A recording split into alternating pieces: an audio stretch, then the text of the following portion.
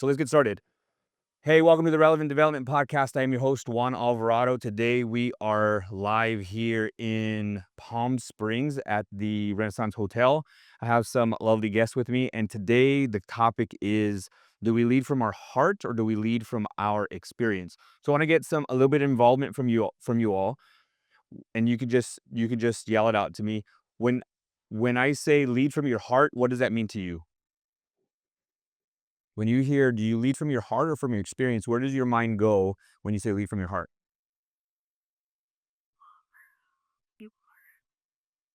Person and grace. Focus on the person and give grace. Good. Anybody else? With emotion? Okay. Somebody over here? I think of my own lips. Okay. Speak on that a little bit more. Like what they would be coming to a mother's. So a mom's perspective, which is already going to be nurturing, right? Because a mother's perspective is going to be completely different from a father's perspective. One is, how can I nurture you? And then the other one is, how can I protect you? Not to say that mothers don't protect, but the first instinct is to nurture. Dad's role is to protect, right? Or to solve the problem. And there's a lot of us that have that issue, guys, right? We want to solve everything. And so when you come home from a long day and you telling us about your day, we automatically want to solve your problem. And you're like, shut up and just listen. Just listen, bro. That's all I need you to do. And so that's the key that I want to tie into, is from a father's perspective or from a man's perspective, right? We always want to solve the problem. Let me lead you the way I feel, right? My heart, that you need to be led. And sometimes that's not the case. I need to lead you the way you want to be led, right? The golden rule, treat others the way you want to be treated, right? And that's not true. It's treat others the way they want to be treated. Right? Because the way I want to be treated, I can guarantee you don't want to be treated the way I want to be treated. Maybe. To the point. Don't sugarcoat things. Don't beat around the bush. I don't need a compliment sandwich. I don't need you to be like, hey Juan, how you doing? Stop the small talk. Tell me what I need to do. And you're like, no, I need this. I need the compliment sandwich. Warm me up a little bit and then talk to me. So then when I said you lead from your experience, what do you think of?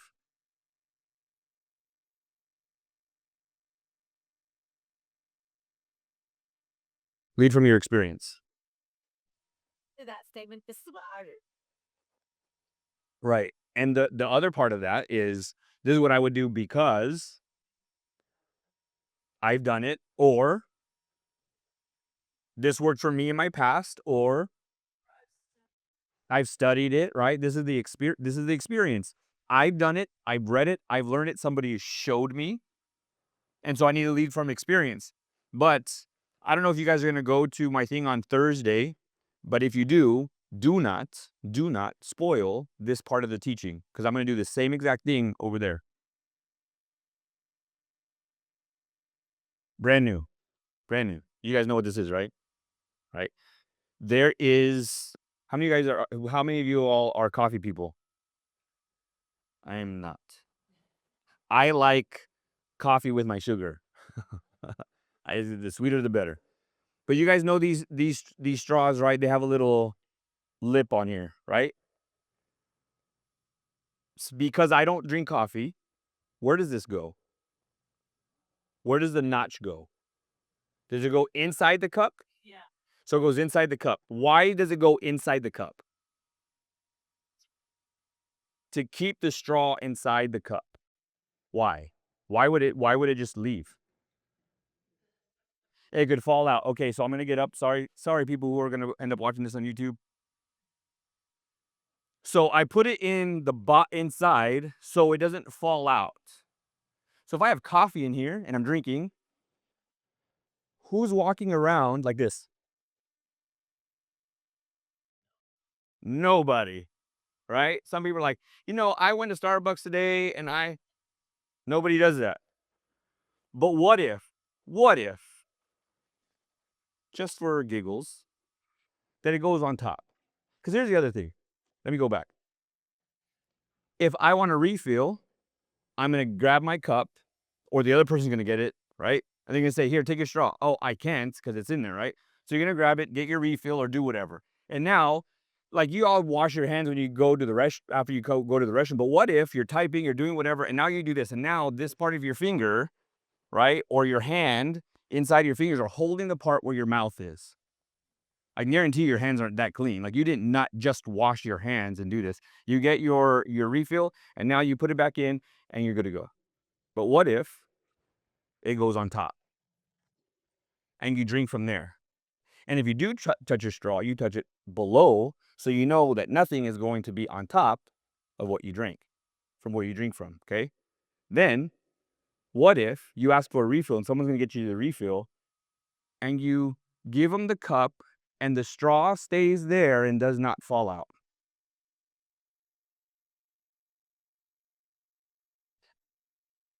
Weird. Now, how many of you guys were today years old, right? Today years old,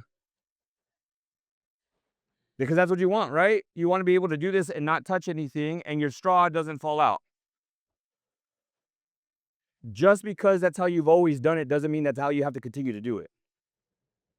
How many of you guys do something in your program or lead people the way you were led? How many of you guys parent the way your parents used to parent you? Things have changed a little bit. But there's a lot of people who do stuff the same way as their parents did. Just because that's how you were taught doesn't mean that's how you're supposed to do it. There's a story that goes that there's a woman who's teaching her daughter how to make the family famous meatloaf. I hate this story. I need to come up with a better story that's not meatloaf, because meatloaf is not my thing. Like enchiladas or something like that, but meatloaf. And so when she's done making the meatloaf, she cuts the ends off and then she puts it onto a platter. She drizzles her sauce on it, and the little girl says, "Mom, why do you cut both ends off?" She goes, "I don't know. That's the way I was taught. Gotta ask grandma." So the little girl goes to grandma and says, "Grandma, why do we cut the ends off?" And she goes, "What are you talking about?" She goes, "We made meatloaf and mom cut the ends off." She goes, "And that's how she was taught." She said, "Sweetie, my platter was only this big. It wouldn't fit. So I had to cut those ends off so that it would fit." And so the mom for years was doing it this same exact way because that's how she was taught. How many in your programs, you guys do something and you've asked yourself, why in the hell are we doing it this way? There's got to be a different way. Or you've asked the question, how come do we do this? And people say, I don't know, that's just the way we've always done it. How many of you guys have heard that before? This is the way we've always done it. There's got to be a better way, but this is what happens. People continue to lead from their experience.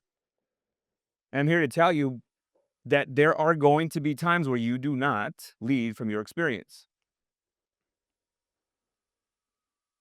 I parent my kids. I said students. My kids differently than my parents taught me. My parents will say, "Man, your kids talk back to you a lot." I said, "No, they don't talk back. I just asked them a question, and now they're responding to my question. That's not talking back. That's giving them a voice." Different times, maybe, but I just knew that I hated when my mom was like, "Nope, shh, quiet. Where were you?" I wasn't. "Shut up. I don't want to hear it." Well, you just asked me a freaking question, lady. Why would I go to your room? Okay, I'll go to my room. And I never had a voice. Our kids need a voice. Our staff need a voice. And sometimes it's not because I said so. That's how we've always done it, because I'm your dad, because I'm the director, because I'm the boss. No, that's not the way we lead. And those times we might need to lead from our heart. So this is the reason why I want to talk about this. So there are times where we lead from our experience, right? Perfect example. How many of you guys do like a Christmas party every year?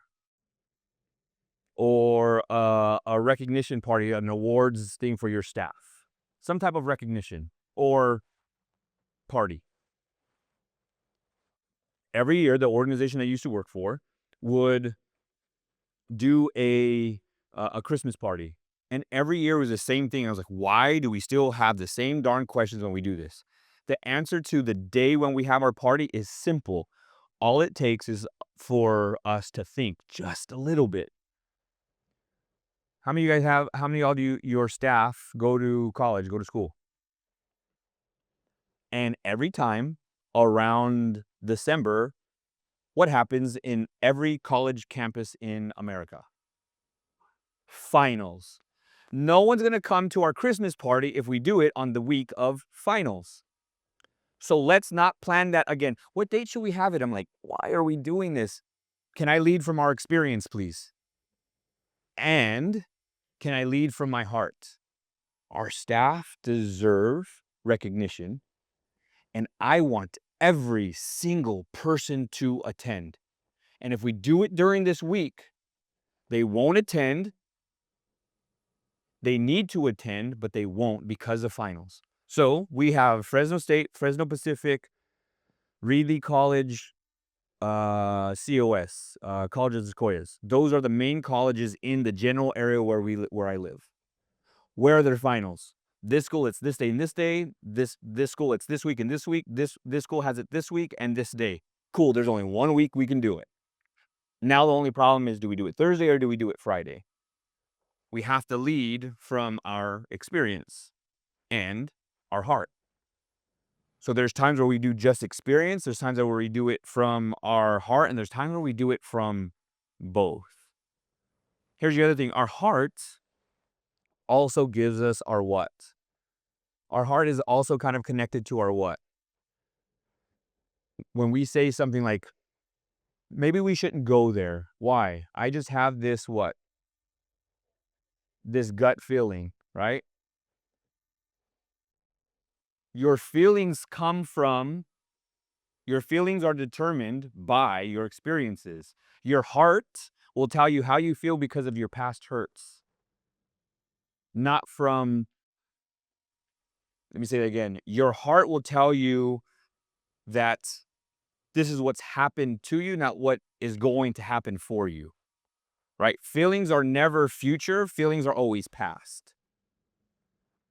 So our thought process forward is, I don't want us to do that because of how I've felt before, or how I was treated before. So sometimes feelings aren't the way to go. So you guys see how there's this balance, right? There has to be this balance of, do we lead from our heart? Do we lead from experience? I saw this cool thing. I don't know if you guys have seen it before, but everybody knows Ninja Turtles. Who is the main? Anybody know the main? Who is the teacher? Who is the sensei? Master Splinter, right? And he is the one who raised the turtles. And he led from the experience that he oversaw, not his experience, but their experience. Let me see what each turtle does, and then I'm going to train them based on what my experience is with them, but I'm also going to let my heart lead me. So check this out. Raphael, right? What is Raphael known for? Anybody know? His anger. He's the most violent one. Do you know his weapon? The sai. The sai is not for offense. The sai is for defense. It's not a killing weapon. It's a defensive weapon. It is to block and to defend. Michelangelo, what is he known for?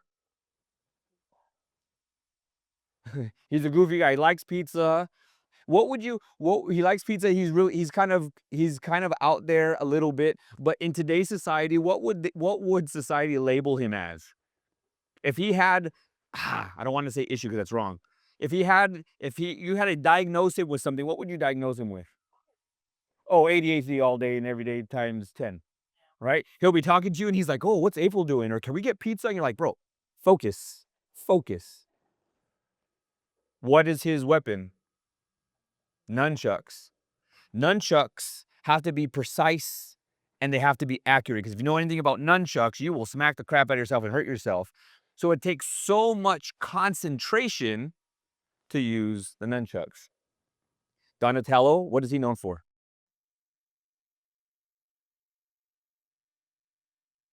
He's smart, but he's smart in one area. It's technology, right? He's the most tech savvy. What is his weapon? Yep. Yeah, it is. Go ahead, say it. You have it right. Yeah, it's the stick. He's the most tech savvy. He's got a stick. Right. Like he could have done like AI stuff, and he's got all these computers and stuff. Here's your weapon, a stick. Because he needs it to be creative with what he has. Very little. And then you have Leonardo, who's what? The leader. He's the most ethical.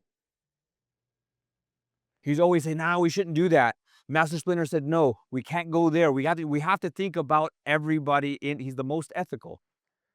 You know what his weapon is? Yeah, it's the swords. They're called katanas. The only weapon that will kill out of all of them. And they've given it to the most ethical person. That is leadership in its finest. That I've learned from a cartoon. Crazy that Master Splinter says, "Let me look at and meet you where you are. Not come and let me teach you everything that I necessarily know, but let me use your strengths for your strengths and your weaknesses as your weakness. We're going to change that and we're going to teach you something different." He led not only with his heart, but he led with experiences. And it wasn't one or, it was one and, right? It was both and. And it's great because there's times where, how many guys are like, whether you're faith-based or not, sometimes we pray whether we believe in God or not. We're like, "God, I just need patience right now." And then what does God do? Here. Bam, situation. Yeah, he gives you chances to be patient. You're like, "I need to be patient." And every slow driver in the world will get in front of you. And you're like, "Get out of the freaking way." And you're like, patience. Remember that thing you were asking for? Right?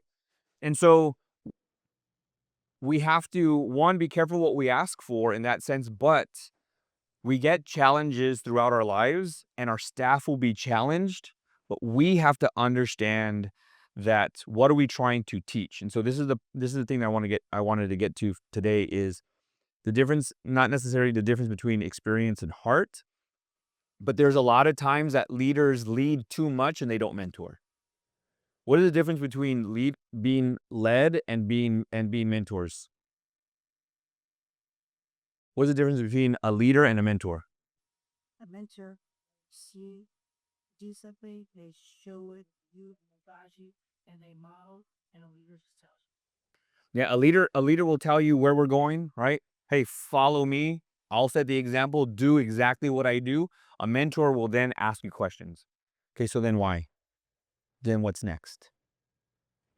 What do you what do you think we should do? I don't know. I can ask you. Hey, Miss So and so, I have a question. Cool. There's these two students and this is happening, or hey, we have these two staff and this is happening. What do you think I should do? My answer would be, I don't know. What do you think we should do? Well, that's why I came into you. That's why I hired you. Think about it. I'm going to write these down. Let's figure this out together. Give me 3 different scenarios or 3 different solutions. Okay, which one do you think we should do? Which one's better? Let's think. Let's see with our experience. Let's see with our heart. Which one do you think? And you dialogue through it. Well, one does this. What's the pros and cons? Pros and cons of 2? Pros and cons of 3. What do you think our answer is? Number 3. Cool. Go ahead. I didn't do anything, right? Too many people just lead and there's not enough mentoring. People will always give the answers. This is what happens when we're in homework or we have staff in homework, or our own kids have homework. I don't know how to do this. Okay, well, then you're going to get this and you're going to subtract this, put the X over here, put the same thing over here. And it's like the kid's not learning anything because you're doing it for them. You're leading them, as opposed to a mentor that says, show me another question that you've already done, that you've answered, that looks similar to that. Right? And so we have to be able to not just lead, but we have to mentor. We have to be able to ask questions to get the person from one extreme to the next. Mentors allow their staff to fail, and the mentor is okay with failure. There's a story that I tell that I've learned that people in the Bay Area, I don't know if you've ever heard this story, but the Golden Gate Bridge was built. When they were building it, they had they were behind schedule in building it. They got almost all the way through their deadline and almost all through their budget. They only had half of the bridge built. And they're like, we can get a little bit more money, we can get a little bit more time, but we can't get the same amount of time. Let's say, for instance, it took them 6 months and they only had 8 months to build it. Like, we can give you maybe another month. You can have instead of having 2 months to completion, we can do 3 or 4 months to completion, but we can't get you another six, right? You've had $10 million and 10 million and $8 million got you here. We can't give you another 10. We can maybe give you one or two, right? And so what happened was they spent some of the money for a net. They asked everybody, why is it getting so slow? And they said people are afraid of falling. So they got a net, a safety net, and they put it on there, and people were falling almost once a week. And when they realized you could fall and still live, people were like, "Oh," and they started to work more confidently. They weren't afraid to make a mistake because they knew that they would live, right? Because it was almost for sure death if you fell out without it. And so once the whole team knew I can fail and it's okay, I can work better because I can work faster, and I can concentrate on my work instead of my life. I can work better because they had that net, because they allowed them failure. So mentors are okay with failure because then the mentor is going to then say, "Okay, so what did you learn from your experience? Not to do this. Maybe we should go here. Cool. Note it. I'll note it. Where do we go from here?" So great things to process in is this questions to ask yourself. Is this a leadership moment or is this a mentor moment? Leadership or mentor moment? Is this something that I need to use my experience or do I use my heart? How many of you have had multiple, not at the same time, maybe boyfriends, girlfriends, whatever? You were dating somebody, it didn't work out. You dated somebody else, didn't work out. Once went a little bit further, you were together. You had people that you were with. Yes? No? There's times where I've seen girls and guys get hurt by someone, and that hurt carries on to the next person, right? Let's go here. Where are you at? Why are you always asking me where I am, and why do you always want my phone? Well, because my last boyfriend or my last girlfriend is like, why are you putting that on me? Why are you letting somebody else's experience to you follow me? Because they're basing it off of their experience. Well, I have scars. My thing where I try to be solution based is yes, we have scars, but scars don't necessarily show where you were hurt. It also shows that you were healed too, that you went through something and that you're okay. So when I have a staff that's hurt by another staff or by our administration, I'm like, that can't happen again. How do I help this person? Yes, even though they felt cuts, they need to understand that there's a difference in the cuts. Thieves will cut you to hurt you, but doctors will cut you to heal you. Let me say that again. Thieves will cut you to hurt you, but doctors will cut you in order to heal you. We need to be an organization or have leadership that when we cut, we're here to help you heal. Yes, there might be a scar, but I'm here to sew you back up and help you. It's okay to fail. We'll talk with this other staff, but I want to work with you. And this goes back to what you guys were saying about it's about giving grace, speaking into that person, using a little bit of emotion. And I before we get any further, let me close this part out. Is all the thoughts that you had in what the answers that you gave me are very, very important and they're very correct. But certain place, certain time. There's gonna be times where you need to be a mom from a mom's perspective, and there's gonna be a time where you need a dad's perspective, right? And we can do both. There's a gentleman by the name of um, Jim Rohn, and he clarifies it because it sounds really rude and crude in the beginning. He says, "You have to love like a mother and hate like a father." And I'm like, damn, that's tough. You have to learn to love like a mother and hate like a father. And this is what he means by that. He says, if you have grass, you have to learn to love and nurture your grass. Water it, aerate it, feed it, give it sunlight. You have to love it. But you also have to learn to hate weeds and the bugs that will take and eat and kill your grass. You have to love to nurture, and then you have to hate the things that take from your grass. And so this goes back to what we were talking about the mom's perspective of to nurture, and then a father's um, perspective to protect, right? It's the same thing. Love your grass, protect it from weeds. So when we look at that, we have to think when it's with our staff, we have to say, I need to protect my staff, but I also need to love on them too. So I tell my people, we talk about having difficult conversations on Thursday. I'll talk about having difficult conversations for a little bit, and we'll work through that. But when we lead through our experiences, or whether we work and lead with our heart, we have to understand at the end of the day, it's still a person on the other end. How do we care for that person? Because here's my hope for everybody here, in the class that I'm teaching on Thursday, is to teach you to shift your thought process. Shift your thought process. Okay. From leadership to servant leadership to stewardship. We have to understand not only where the organization needs us to go, but we need to understand where we need to go, where that staff needs to go. And that's complete communication and complete vision, across the board. So, kind of want to not necessarily end there, but I want to see if you guys have any questions about what I've talked about, or do you have any situations or any leadership questions that I can answer? Or what difficulties are you having when it comes to leadership?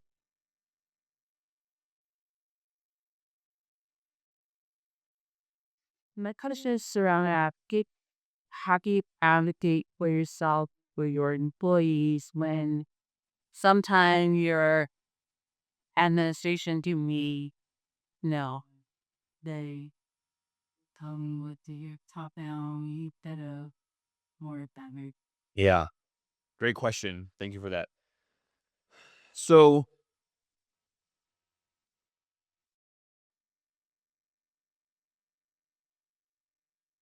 those staff that are there in that leadership spot, the C-suite level or wherever that is, a lot of those people, or some of those people, came from positions that were below, right? They moved their way up. Sometimes, and I teach this as well, is a lot of times when we get into leadership positions, we forget where we came from. And they're probably doing things the way we've always done it, or it's an old regime in the old ways. Old ways are still continuing, and no offense to maybe their age, but sometimes it's an age thing too, right? So what I would tell them in this sense, and some advice for people, and I had this as a Instagram reel, is Karis One's an old school rapper, and he says, when young people, it'd be smart for young people to hang out with older people, and smart for older people to hang around young people. And here's the reason why.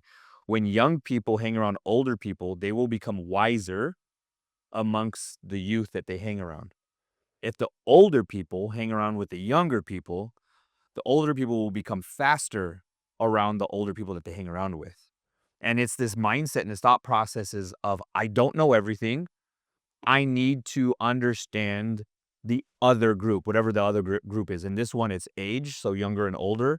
For other people in the organization is like, I want to know what my staff need and want. And sometimes it's either a loud voice or it's the number of voices, right? And so if you keep on hearing something from one person over and over and over again,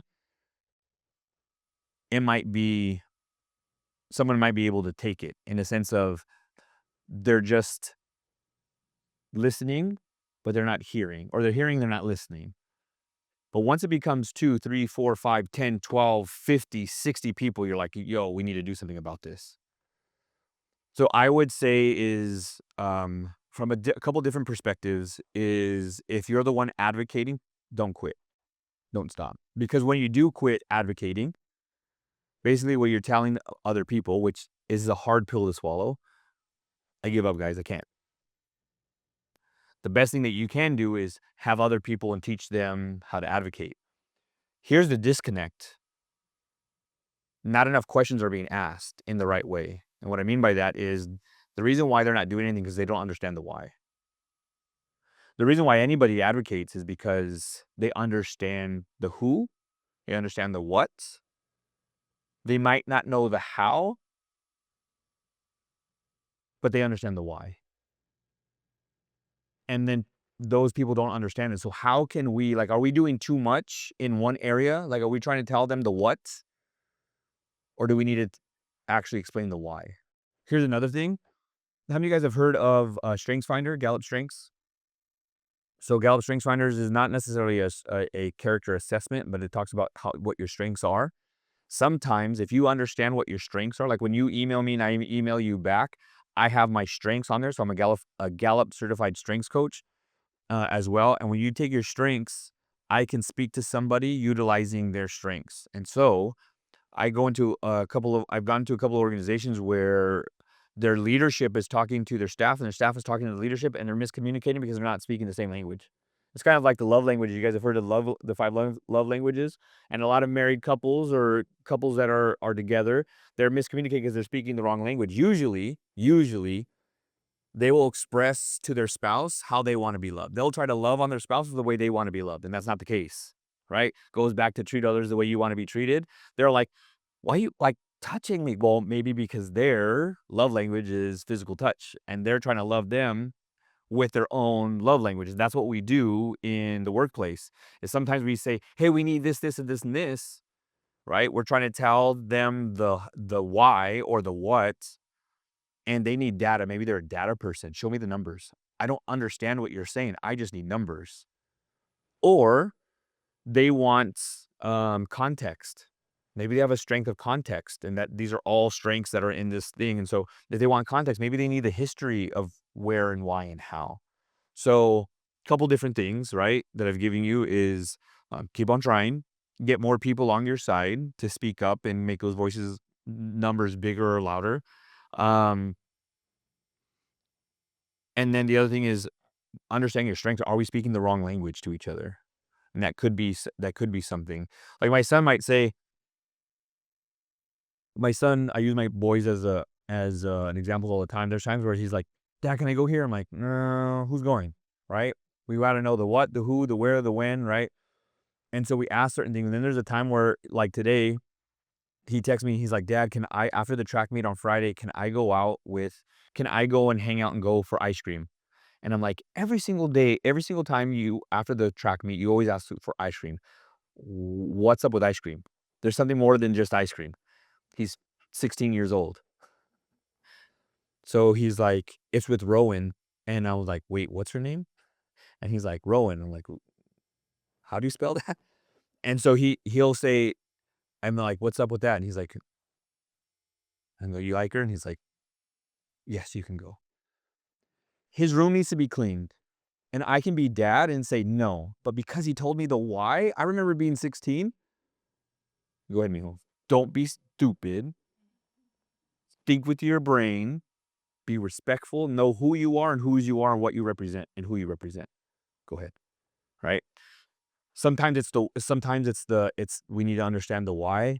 The other thing too is sometimes it might be the wrong time. I know that when I ask people to book me to go speak at their organizations, I know that a lot of after school programs have go by the fiscal year and not the calendar year. So I know towards the end of the year, they might not have, or in the middle of the year, they might not have a whole lot of money. But I know that if I ask them July 1, new funding, right? So sometimes it's not necessarily no, it's not now. So it could also be a timing thing. Here's the thing that I'll end with for that question is it goes back to the why. People need to understand your heart and they need to see it, right? So the organization that I worked for, um, we had the superintendent that was there loves kids. He says he loves kids, and he does. We were at an event, and somebody said, "Hey, can you come and talk to this family?" And the mom and the dad were crying and say, we both work two jobs and we might have to lose it if our kid can't get into the program. And he's like, "Why isn't there a kid in the program?" And like, "Because we don't have enough money we have a waiting list." And then he's like, "There's a waiting list?" And like, "We've been telling you that there's a waiting list." And not until he saw the families almost on their hands and knees begging him, he says, "There will not be another kid on a waiting list." And so we got money, LCAP, funds, and some of you guys might know what LCAP is, but we had LCAP funds and not a single student was on a waiting list. We used to wait until we got 20 so we can get a staff or 10 so we can get a staff. And he was like, "If I find out that you guys are waiting and sitting on waiting lists, I'm going to take the money away from you. Like, take it while you can." But he had to see it and experience it. So how can we let those people know and experience that stuff? And sometimes it's at events. I used to hate as a dad when my kids would put me in the line of fire on the spot. Dad, can I go to Jimmy's house? And Jimmy's right there and his mom's right there. And I'm like, you son of a gun. Yes, go ahead. Because you don't want to look dumb, right? Sometimes that might be what it takes too. In fights, a lot of fights aren't fair. And if this is a fight that you're willing to battle and advocate for, sometimes you have to fight dirty. I'm not saying to do anything illegal, but if you can get petitions done or record or social media is everything. So have you guys have heard that there's 9 wonders of the world, but there's 7 mountains. I'm trying to remember this and I don't want to look it up because it'll probably take me too long. But there's mountains of like media, news, um, reading. There's 7 different mountains, right? Like church is one or religion is one. News media is one. Media was another one. News was one. Media was another one. Movie, radio, like there's all these mountains of how do we connect with people. It went from 7 to 6, I believe, because media is now the standard or the foundation of all of them. So utilizing that model is saying, hey, how do we get the need, record it, document it, and then show it? Because that works a lot. So, I mean, we could talk offline, but there's ways, but keep on advocating because you have to understand at the end of the day, it's those kids or those staff that are hurting. Whatever you're advocating for, there's a hurt and there's a reason. And the heart is there for sure. Keep on letting that heart burn. Any other questions? Leadership question or anything that we talked about?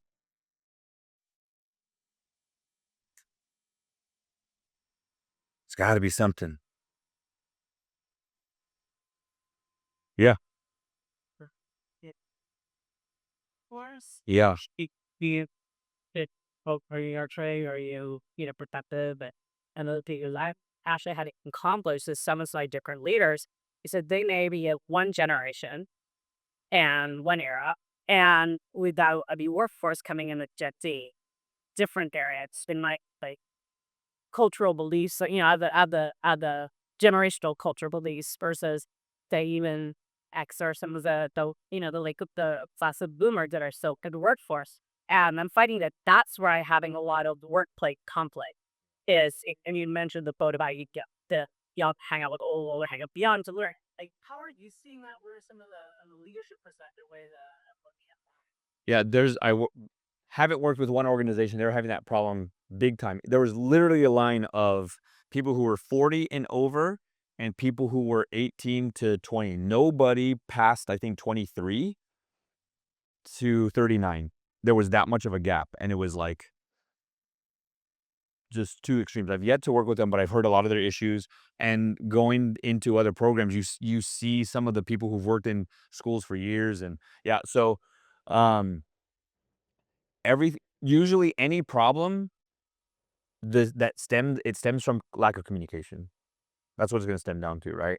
You don't understand me and I don't understand you, and yet we don't communicate.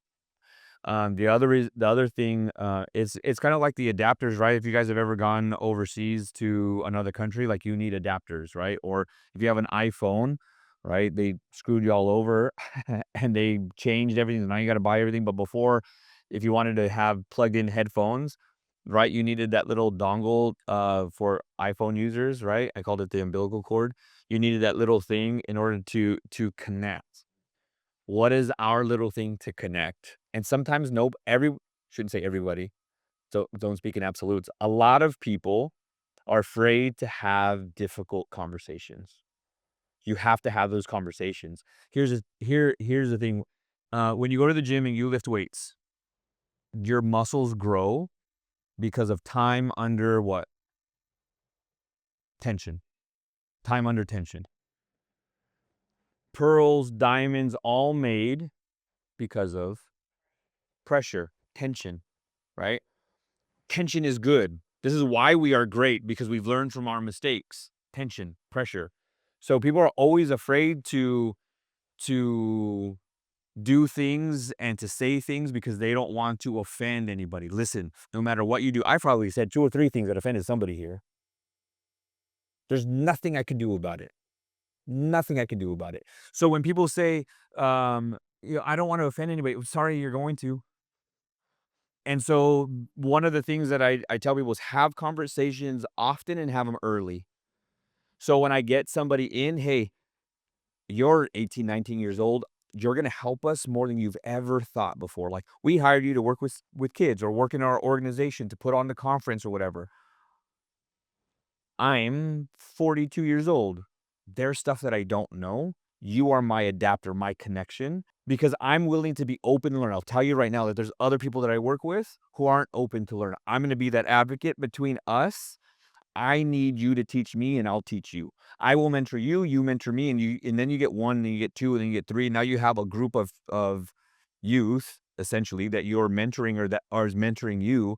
But there's got to be that conversation of like, what do you guys want in a leader? What do you guys need? And here's another thing that I'll tell you. There's a difference between wants and needs. Watch this. Who has a problem with a staff or a student in their program? And you can say like what the problem is. Anybody can say what the problem is? You're not on camera, don't worry. 2 minutes on knowledge, though, indeed. So 2 staff arguing in front of who? Oh, in front of the students. She's spilling the tea to the kids. Got it. So what's the problem? I'm gonna do this in the leadership class too on Thursday, but what is the overall problem? If you had to do it, say it in a word or a short sentence, what's the problem? Respect. So the problem is respect to one another, to the staff. What do you think the staff want in that situation?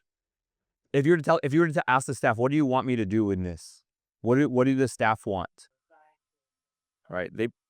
They probably said, I want to be respected, or I don't call me out in front of everybody. Is that fair? Are you their boss? What do they need? That's what they want. What do they need? I'm glad you said the quiet part out loud. And so I was talking to Carol, right? Carol, about there's times where we have to do it ugly first. That was ugly, right? You have to. As anybody here, there's times where you're like, can you just pull your head out of your butt, please? Can't tell it to staff, right? Again, because people will get offended. So let me do that part out loud by myself in my room. Like, can staff just behave? Geez, ugly.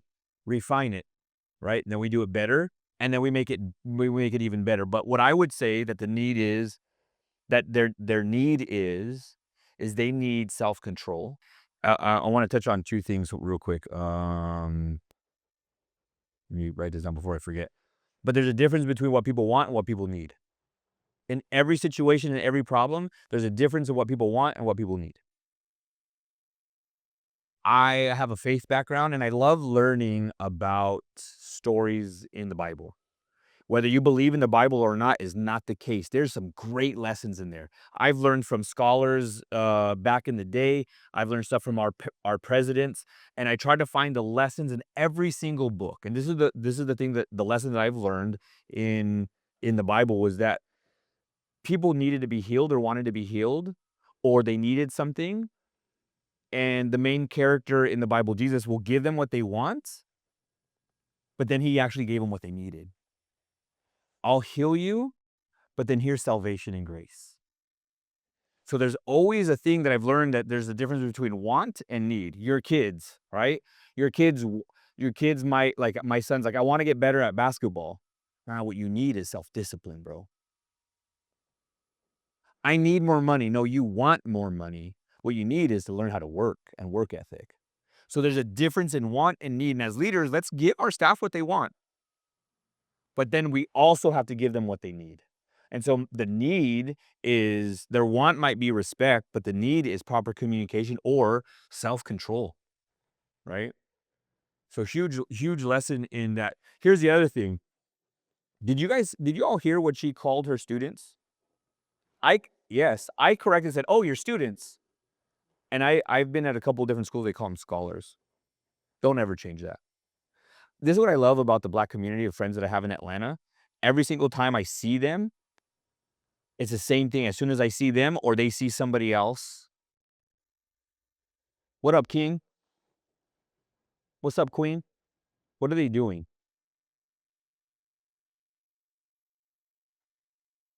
They're acknowledging them for what their worth is and who they are. What up, King? I see my boy David Shands, and he hits me up. What up, King? What up? And I'm like, what's up, bro? And I'm like, return the respect, right? What up, King? We dab each other up, but it's awesome. And so you say scholars, not students, because that's what they are. They're way more than just students. They're scholars. So this tells me that you have a standard, you have a line. The staff need to understand if we're calling scholars scholars and we're respecting them, then we need to show that to each other. So, how did you show that to each other? No, what did you do instead? So how do we fix it? Notice the we's. Not how do you fix it? Because this is the other part of leadership. We need to take 1% ownership. I wasn't part of that, but I have to take ownership. My son, same son who wanted to go have ice cream, wanted oh sorry, he texted me, "Hey dad, I got detention today. Just wanted to let you know. Thank you so much for the communication," right? Positive reinforcement, PBIS, right? You guys have heard PBIS, positive behavior intervention support. So I had to acknowledge it. He got in trouble, but I didn't say, bro, what did you do now? Or what the hell did you do? Thank you for communicating with me. Because what do we don't want as parents? For the kid to lie to us. Thank you so much for telling me first what happened. He's like, I said the F word in class. And I said, bro, you go to a private school. What are you doing using the F word? He's like, I'll talk about it when you get home. I was like, cool, we'll talk about it. Not that it was right, but I understood. Kid picking on him, flicking the back of his head. Bro, stop, all day long. And then finally, with his strong hand, got up, leveraged, and flicked the back of his ear. And he said, what the F? Got up, and the teacher said, Levi, go outside, you have detention. Now, what would cause a kid that is good, behaves, has an A in the class just to stand up and use the F word? You're not asking any questions as an educator? Really? You're not asking any questions? That one of your best students got up and said the F word, and now you're telling him to come out and that he's got detention? You don't want to ask any questions? But there's a standard. And so when I got home, I said, where did I go wrong? Me, pointing the finger at me, my 1%. Where did I go wrong to make you think that it was okay to do that? Let me see if I can bring up this conversation because I want to get this right. Where's Levi? And then can I search detention? Detention. Maybe not.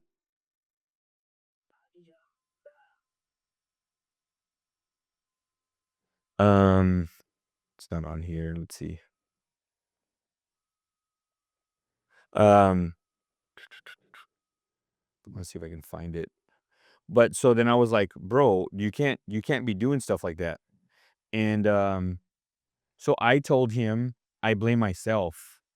Like I feel like I'm not doing a good job at mentoring you.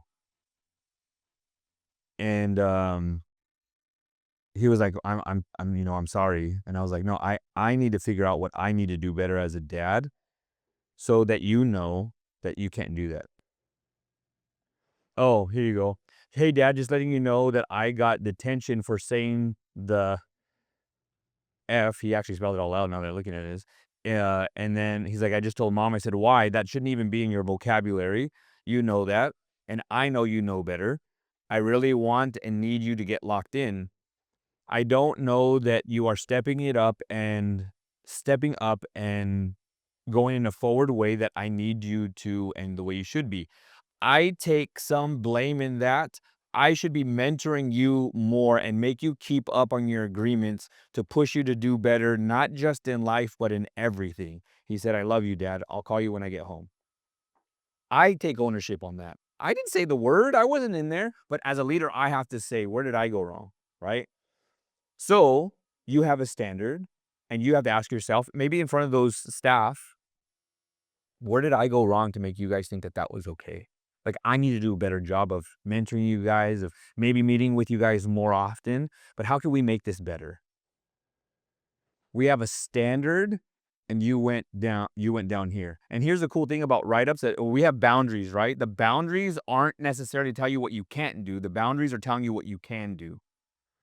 Write-ups or when people cross the boundary, It's not for me to say, sorry, bye, I'm leaving you because you crossed the boundary. When you cross the boundary, that's saying that you're making a choice to leave us, to leave me. When you said that, you're saying, I don't want to follow with the organization that you work for. What was it? Pittsburgh Unified, that's right. You decided to leave Pittsburgh Unified's standard. You made the decision to say, I don't want to be here right now, so I'm going to say this. I'm not writing you up because I'm trying to distance us from you. You're distancing yourself from us because you went outside of the standard. But I want you here. I need you here. How do we move forward from this? It's a simple mistake. So what do we need to do to get better, right? So there's a difference in what people want, what people need versus what people want. Great question. That's all the time that I have today. Hopefully I'll see y'all on Thursday. I'll hang out for a little bit if you guys have any questions or want to talk or need anything, but you guys should all have my card or the podcast here. Season 3 is currently on. I'm lagging on the season 3 because the episodes I'm not happy with the guests. I can't wait for season 4. Season 4 is phenomenal with the leaders that I have on there. So look out for season 4. Season 3 is just personal development stuff. So if you want personal development, like how to get better, you can look at that season. But season 4 is going to be a great one with some great leadership people. But that's it. Thank you guys so much. Appreciate you.